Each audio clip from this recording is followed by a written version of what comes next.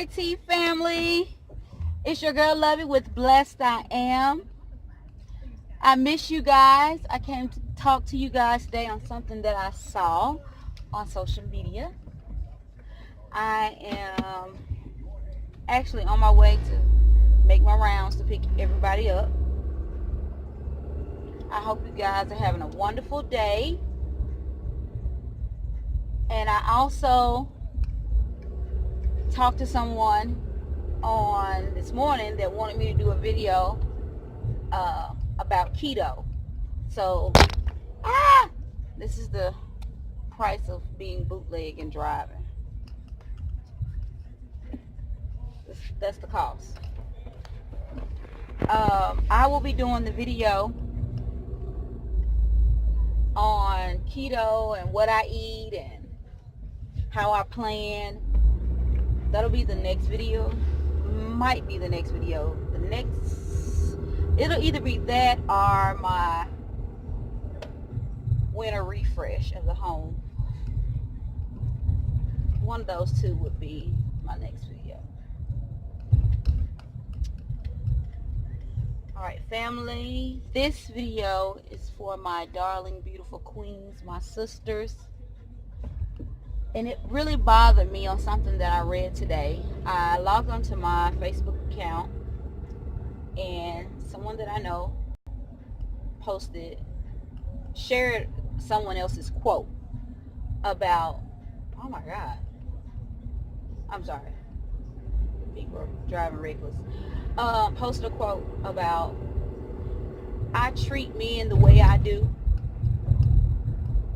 because I've been hurt. And I was like, So I'm nosy. So I went on the comment. It was like, you treat the men the way I do because I've been hurt. And I can relate to that quote. So I was curious. And it was like several women going in, men ain't SHIT. And men will never be faithful. Men will never treat us right, but they want more out of us than they are willing to give. And it was a lot of men bashing. And I read all the comments. It was quite a few comments. And it was maybe about 40 comments below. And a couple of guys commented. And then one of the guys said, you treat men the way you do because you've been hurt. I was like, and he put ... and was like, have you ever thought your treatment is causing that man to treat you the way he is? Then another guy that was like, all men ain't the same. Because you experienced a bad relationship, that means he just wasn't for you. You shouldn't give up on love. And I solely agree with that. And then one lady stuck up for me and she was like, I've been there, I've been hurt. But if I had treated my husband that I have now poorly because the man before him hurt me, I would have missed out on a good man. And that I agree with. It's nothing wrong with being cautious with your heart when you've been hurt, because I've been cautious with my heart after being hurt. And I didn't always do things right with my current husband at all. I didn't always treat him right. I loved him from a distance because I wanted to protect my heart if something happened to our relationship. If it didn't work out, I wanted to make sure I was mentally and emotionally okay. I wanted to be able to disconnect from him without having any issues, not thinking twice about it. And that was wrong on so many levels. Not only was it wrong for myself, for me to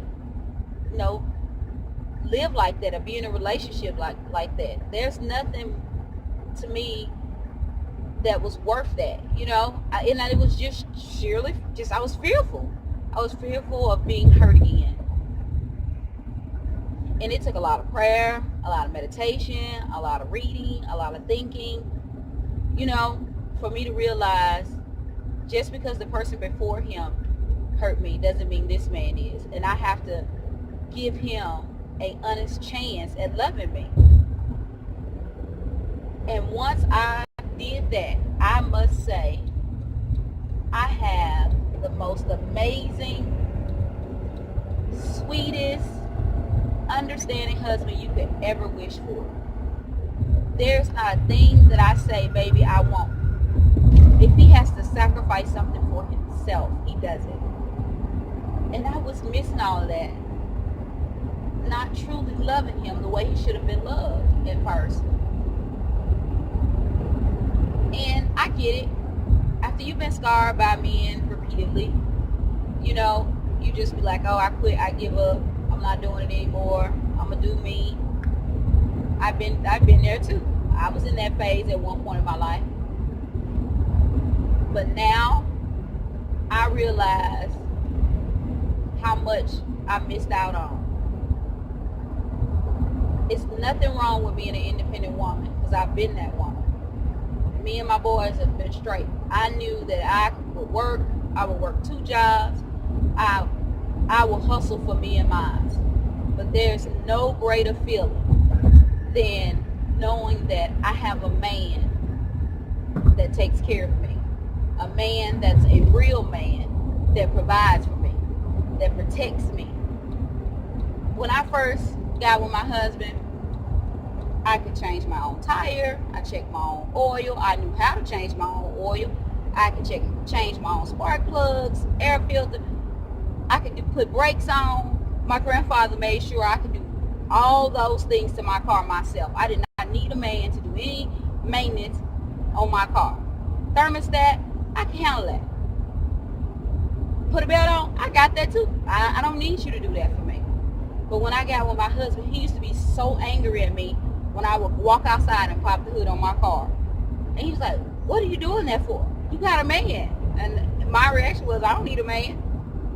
Not understanding what it was really like to have a man be a man. And it was different.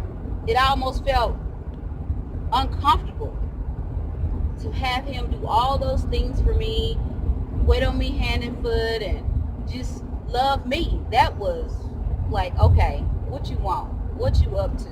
What you about? That's the reaction I had. I was always, when he said something, I would put the question mark behind it. I would give him that side eye. But after almost 4 years of being married, and almost 8 years, almost 8 years of knowing each other, and 4 years of being married, and 7 years of being in a relationship, he has not changed. He is who he said he was.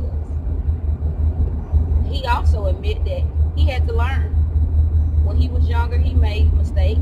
He didn't always do things the right way in his, previous relationships, but he learned from them. And I couldn't hold against him the mistakes he made with the women before me, assuming that he was going to make those same mistakes with me, because I didn't want him to hold my mistakes against me, saying that I was going to make those same mistakes that I previously made.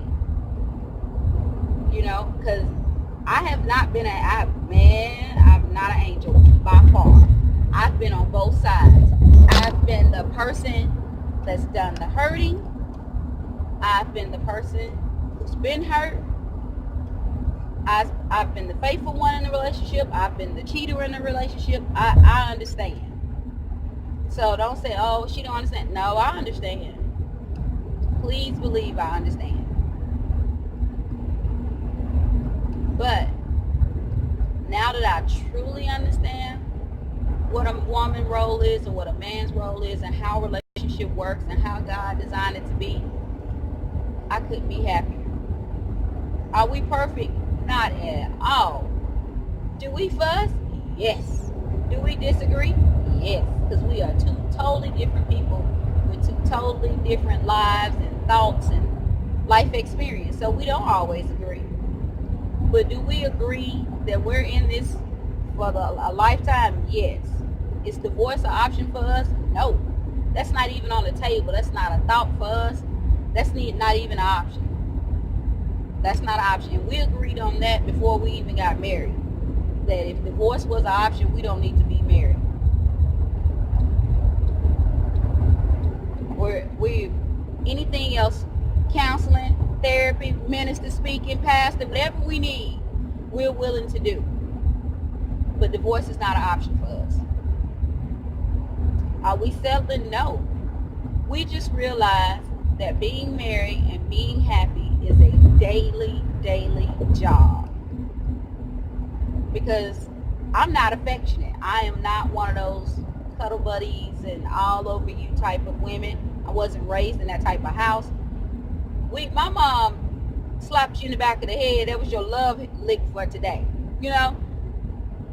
We didn't grow up sitting in my mom's lap, laying in the bed with her, hugging all. We didn't do that. Neither did I. Have a sibling, 2 siblings, a younger brother and a younger sister. We are all alike. We are not that touchy-feely type people. That's just not who we are. We see you, we hug you, we talk to you, it's over with. That's about all the physical. We leave you, we hug you, we gone.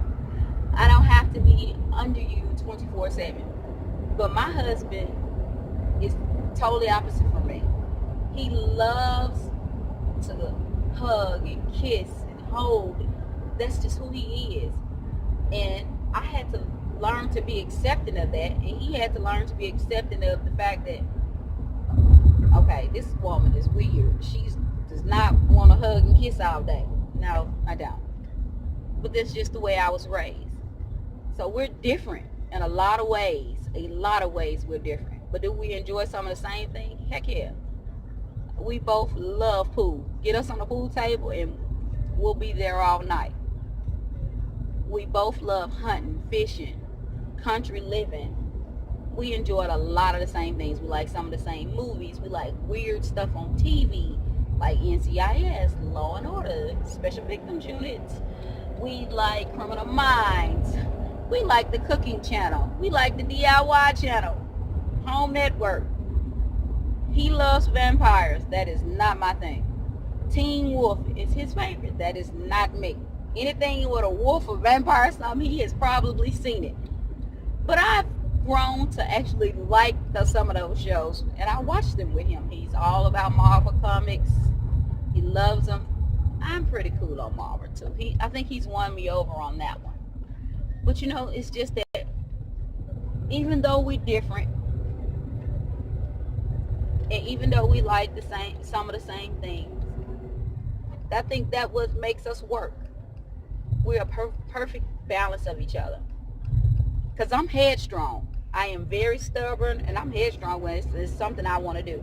And so is my husband. When he has his mind made up that, hey, I'm doing this right here, that's what he does. And that is exactly how he is about a lot of things. And he changes his mind when I might pout a little bit, and he'll just take a deep breath and say, go on, you know. But then again, when he really wants something, he won't say much. He'll just leave it alone. Then I know, okay, he really wanted to do that. He really wanted to buy that. And he really wanted this. And I give in. So it's a give and take thing when you're in a relationship with someone and you're married. Most people look at marriage as, oh, this big expensive wedding. It's all about the ring. It's all about the bling. It's all about posting pictures and showing off. That is not a marriage. That is not what marriage is about. Marriage is about sacrifice, dedication, hard work, understanding, compromise.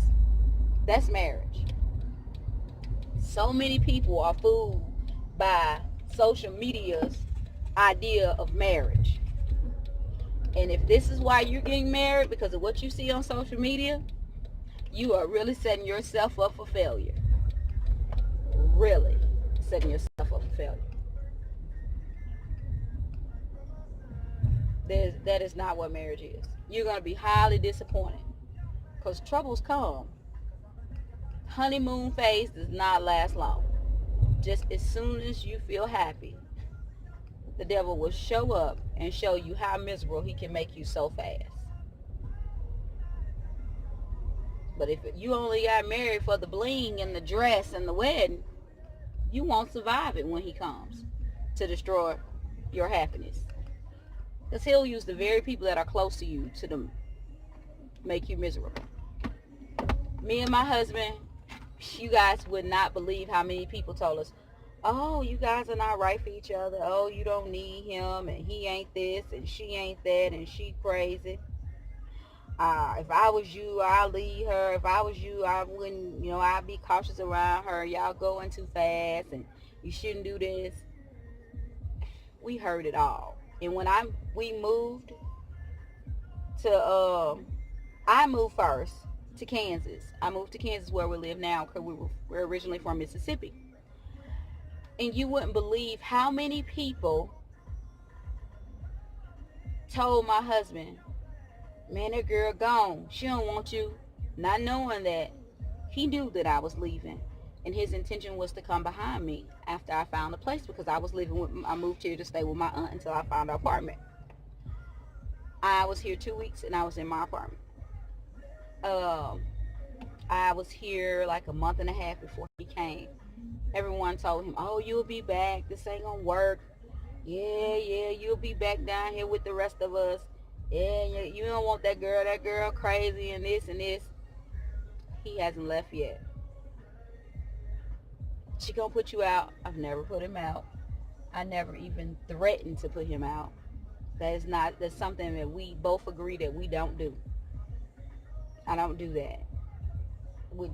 That's not what we moved together to start a life and to have something to do. That wasn't on our to-do list.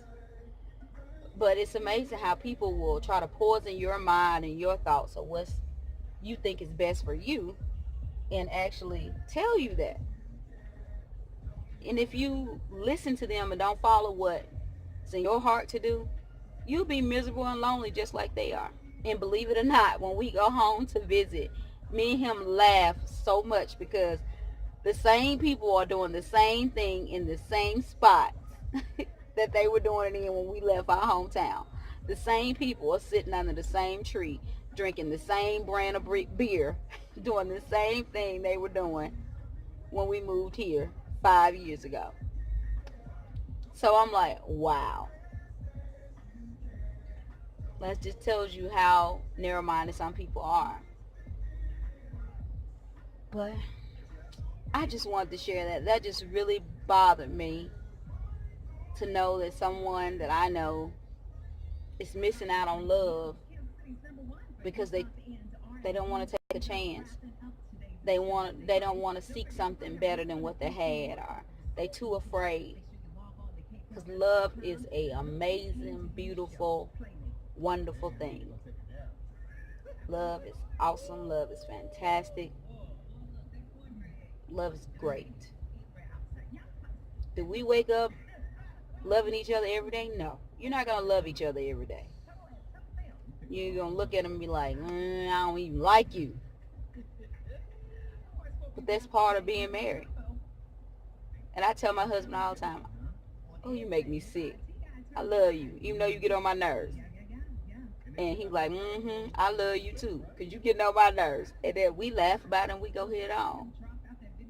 We feel like we need a break. I'll go in my bedroom, watch TV. He'll go in the living room. We'll take an hour or two, watch TV, and then we'll come back and talk about whatever it was we were disagreeing on. By then, we both are calmed down, and we can focus and think.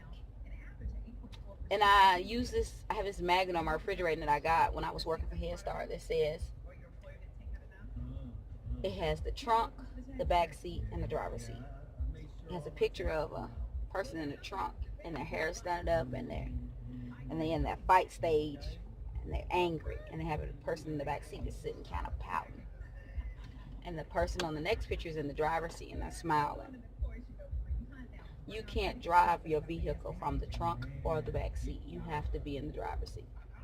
And when you're angry and upset and fighting and mad, there's no way you can drive your relationship forward because you're clearly not in the driver's seat. So that gives you something to think about, family. I have just pulled up at Nebraska Furniture Market. So I will let you guys go. I hope you guys are having an awesome, fantastic, I'm taking my shades off now, wonderful day, because I am. I was off today. I did some real estate stuff, did some cleaning, just some quiet time in the house with no radio, no music, no TV, just me talking to the Lord, praying, thinking, seeing what's next for me in my life. So I hope you guys find a peace in your life and take a moment just to hit that reset button and that restart button in your life. And I love you guys. Thanks for tuning in. If you have not subscribed to my channel, please do so. Hit that subscribe button, give me a thumbs up, and leave me something encouraging in the comments below. That's what I want to do.